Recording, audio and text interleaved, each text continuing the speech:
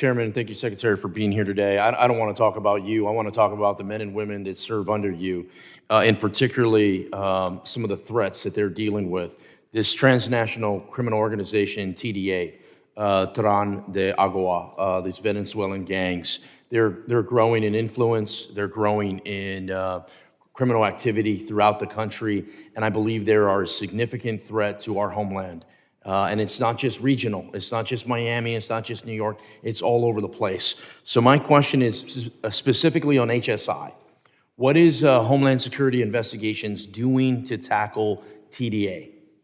Congressman, Homeland Security Investigations and our sister agencies in the federal government have an unprecedented attack against not only transnational criminal organizations, but domestic operations here as well, and I can provide you with details subsequent to this hearing with respect to our efforts against that specific gang.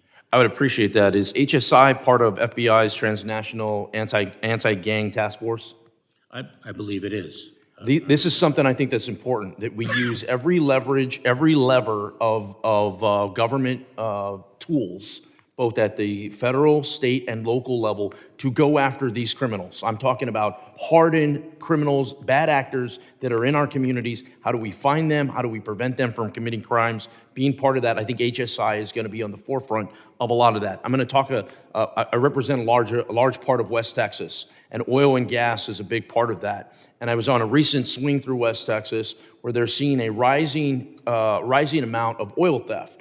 And I bring this up because some of this is tied, a lot of it is tied to this open border crisis. Some of these actors are not American citizens.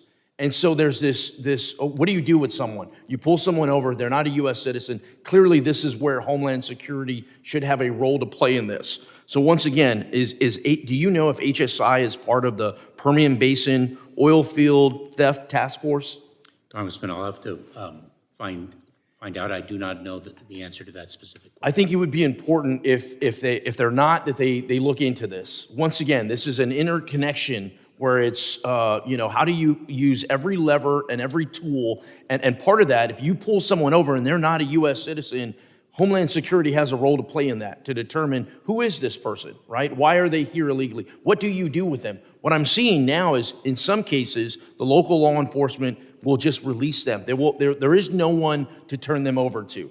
And you could see this train wreck coming a mile away, where we have apprehended someone that, once again, I'm not talking about all people. I'm talking about a bad actor that would have been apprehended committing a, let's say, low-level crime or another crime, and then all of a sudden, a year later, a month later, they commit a serious crime. I want to get ahead of that, and I believe HSI is going to be a big part of working with the FBI and these local and state task forces in order to get that done. I would ask that you bring to your attention, because energy is it's critical infrastructure, and it's important that we protect that. And I'm seeing this grow. I mean, when I went through the swing a year ago, there was 3 counties that brought it up. I just got done with this thing. Every county brought it up. Every sheriff I'm talking to is bringing it up. And I'm seeing the threat grow. I'm seeing it expand.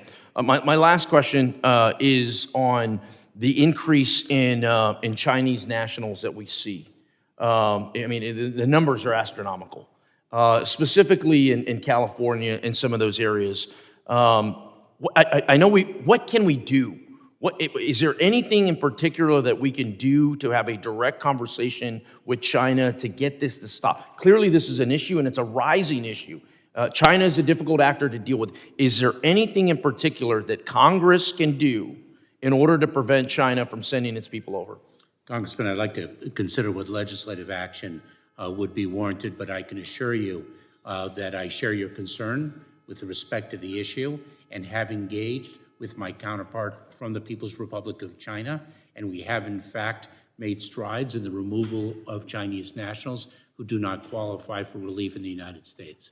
I share your concern. I think there needs to be more of that, and I think it needs to be more public. There needs to be more highlighting of the fact of, if you come here illegally from China, we are going to send you back. With that, I'm going to yield back, Chairman, and I appreciate it. Gentleman yields.